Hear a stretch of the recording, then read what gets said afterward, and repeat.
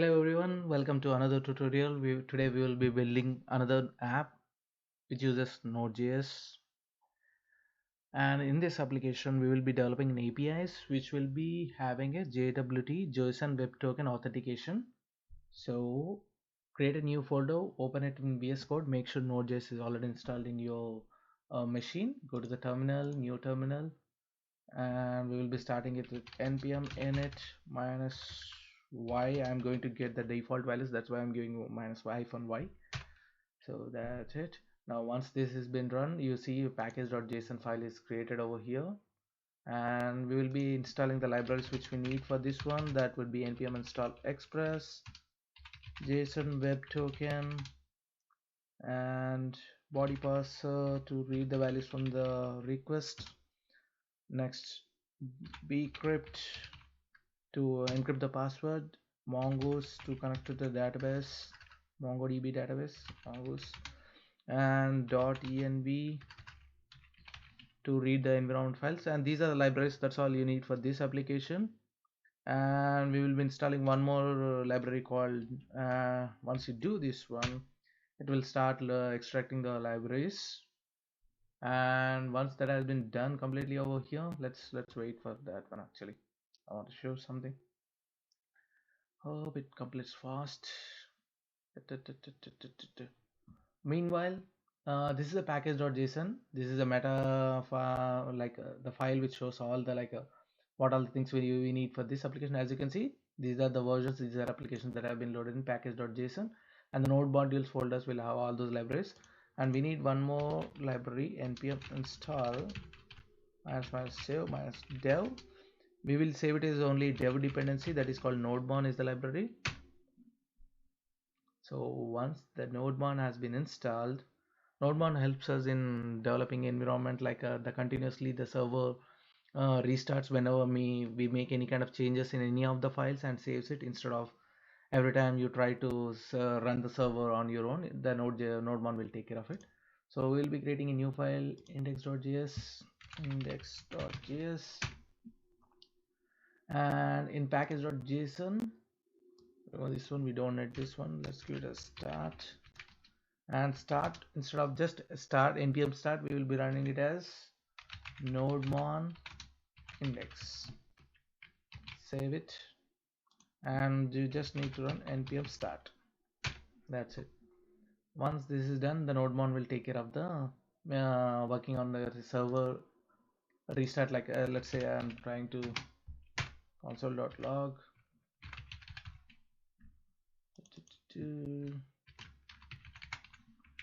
As soon as I make any changes and try to hit the control as save, automatically, as you can see, the nodebon restarted the server at the bottom and try to run the index.js. Let's modify this one, body, and save once again. Automatically nodebon will restart the server whenever you make any changes and save it like this. That's it. So now we will start working on developing an app. To make it this video simple, shorter and sweet, I already have done the coding part over here. I will explain the coding. So instead of typing everything over here, so let's go to the index.js file. Over here we will be developing importing the express library, and we will be creating an app. Express library used to build the API or web applications or Node.js framework. And body parser, this body parser will help us in extracting the values from the request APIs, the headers or the query or the parameter, and body.json. Mongoose helps us in connecting with the MongoDB and do the CRUD operations. And the routes, in this we will be defining all the routes of our APIs. And the .env will extract all the values from the .environment file. As you can see, I have created a one .environment file. And what are the values you mentioned over here? Just a plain text. Variables equal to plain text. You don't need to mention in double quotes and single quotes like that. Just give it directly.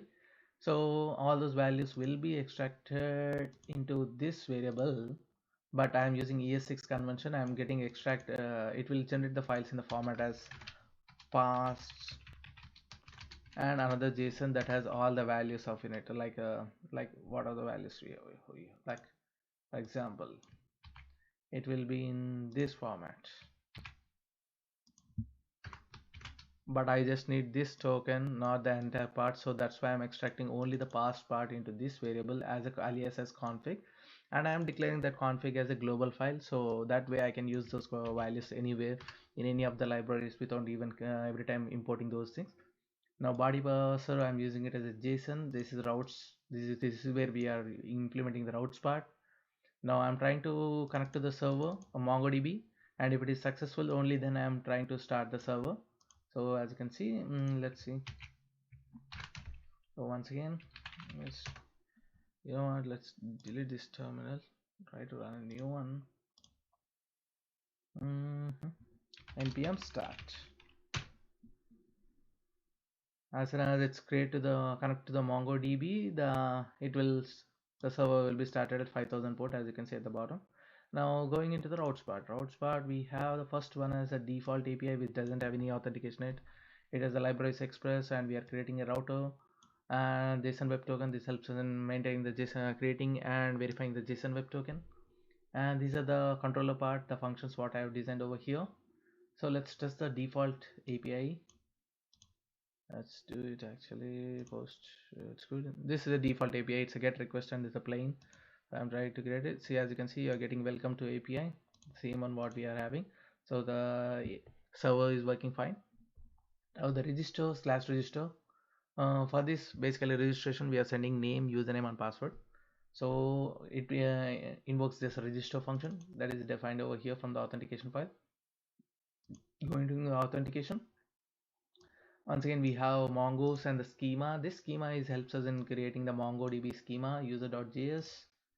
In the schema we will be creating a MongoDB Mongoose kind of exporting, and we will be creating a schema over here. The schema has three values: name, username and password. If it is only data type you are trying to mention, just mention a string. Else you can mention all the other values like in the JSON over here. Once the schema has been built, you will be building the model, and you will be for the collection, which collection you want to do it and what are the model schema is, and you can assign it to a variable and you can export that variable. Now going to the authentication, once again going into the register part. So I'm trying to connect to the register over here, and I will be having three values in it. Under the body.json I will be having these values, so I'm extracting those values. And once we have the password, let's say we have saved the password as 1234 something like that, but we don't want to save it in the same format. We will be encrypting the password and saving it in the database. So for that purpose we will be doing this one config dot. We will be doing the bicrypt. First we need to do the salt generation. For that we need the salt rounds. Salt rounds is available in the environment file, which is a simple digital number, like numeric number. Numeric number, yeah, it's nothing but number. So basically it's a number, and since environment file has the values in the string format, we are converting it to the number over here, and we are generating a salt. And from the salt we are using the hash to this bicrypt hashing to get the hash encrypted password. Now we are creating a user object like the what we have earlier created schema, the model. We are creating a new user object, the same thing. Name, username would be the same directly from the request body, and request password, and the password is from the hash password. Now we are trying to see if there is already user exists with the same name or not, like so that's why we are trying to see if there is an user.find. If it is error, we will be throwing that error. If the document says like nothing but the results, and if the results are greater than 0, basically that means there is already user exists with that name, else we are resolving. So once the promise has been resolved or rejected, we are catching that thing. If it is a resolved, that means no user exists. We are trying to save that one. And if it is a exception, then if we are getting this string user already exists, then we are just returning as the reject. If it is throwing some kind of error, we are only extracting the message from the error over here and returning the callback.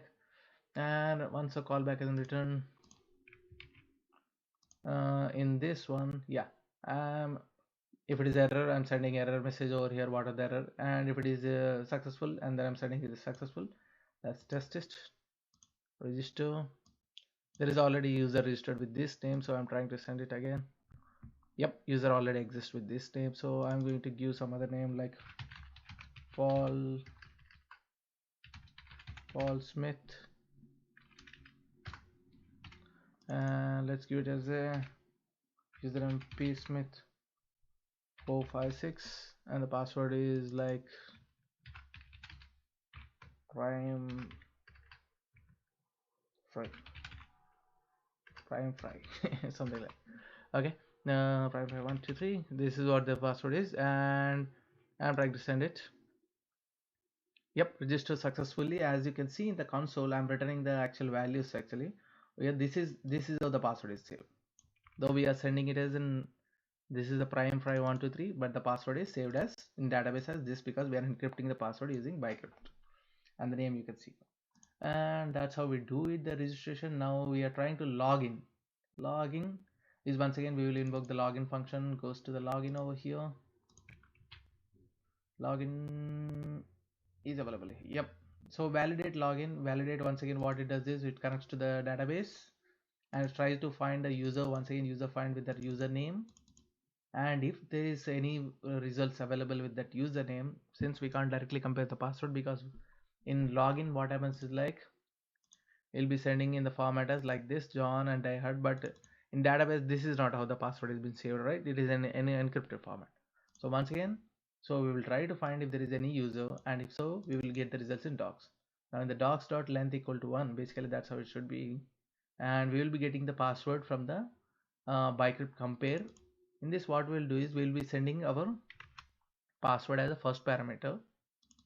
The second parameter would be the encrypted value, and this bicrypt compare will compare these two and see if those are matching or not, like the encrypted password and the text value. It will take care of that. And if the result is resolved, and we will be getting the all the resolved particular user data. Else we will be returning as wrong credentials. And if there is no user found with that one, user not found credentials. And if this has been resolved, this promise has been resolved or rejected, then what we'll be doing is we will be extracting this in this format, user in this format, id, name and username from this one, the resolve over here.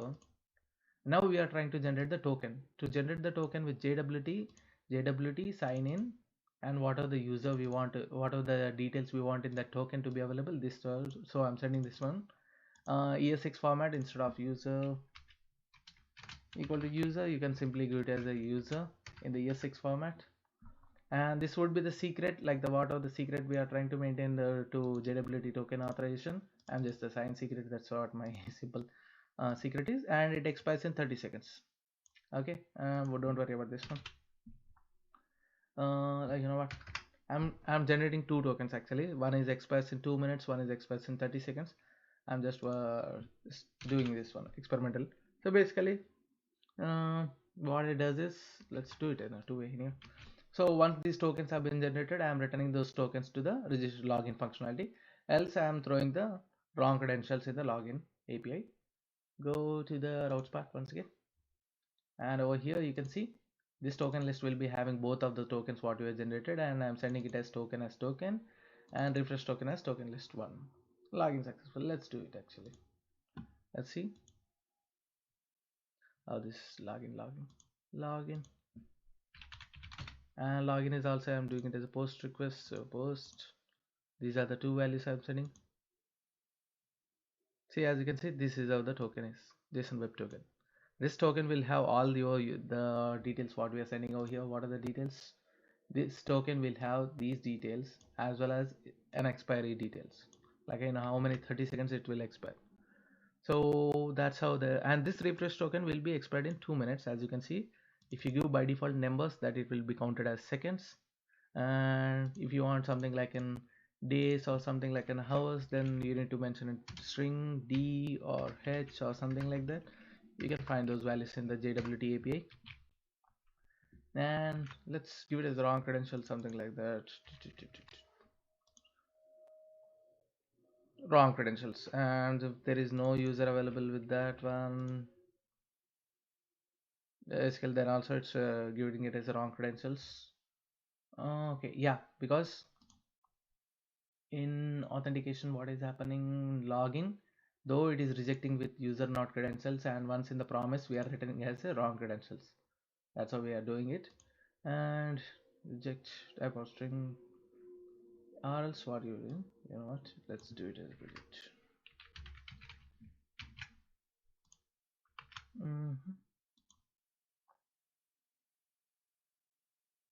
Yep, use the not found credentials.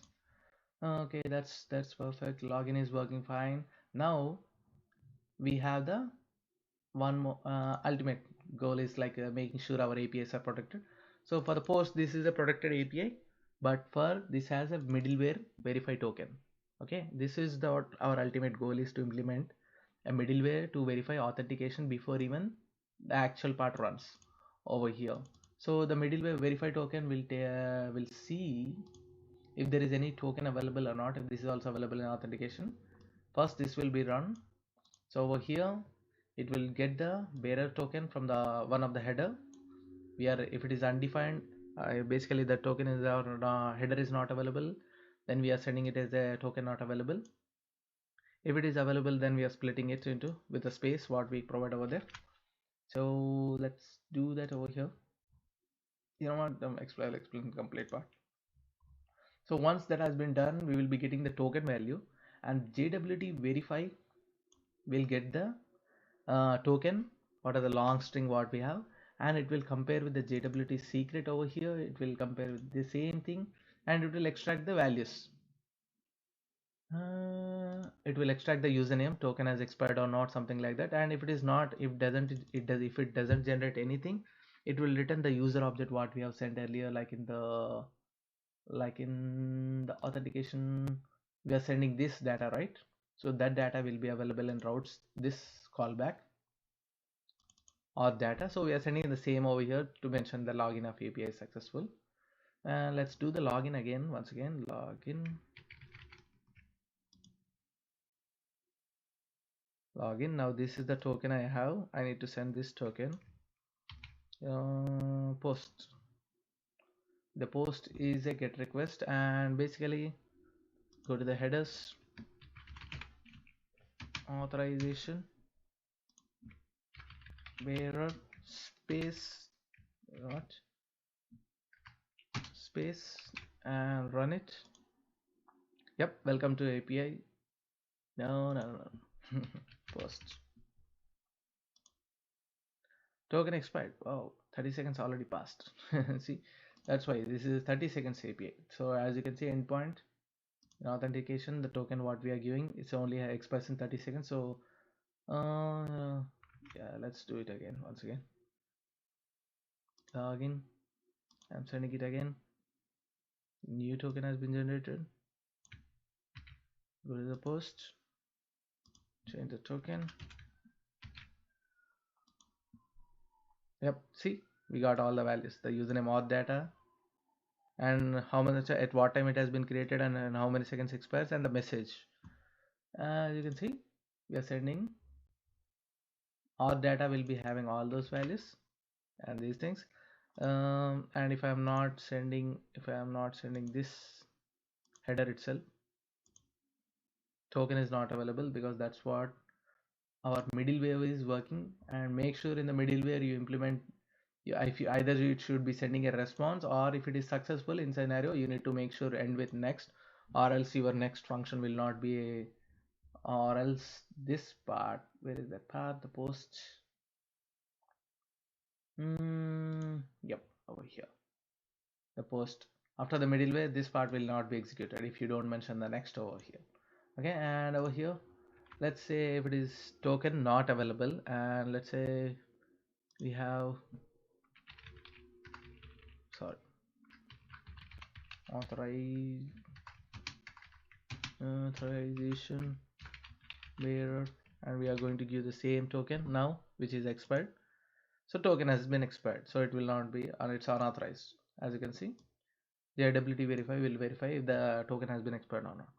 So that's how we implement, like, as a, for every middleware we can do this one. So like, or you can even call this one in the index.js itself, or you can even do, if you can write that function over here. Where is this? Routes. Authentication. I'm going to implement the same function over here actually.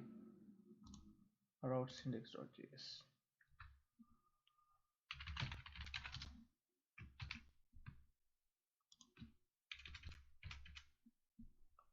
And if I do again, you know what, let's do it in that way only. That's the better. That's actually good implementation. I don't want to confuse you.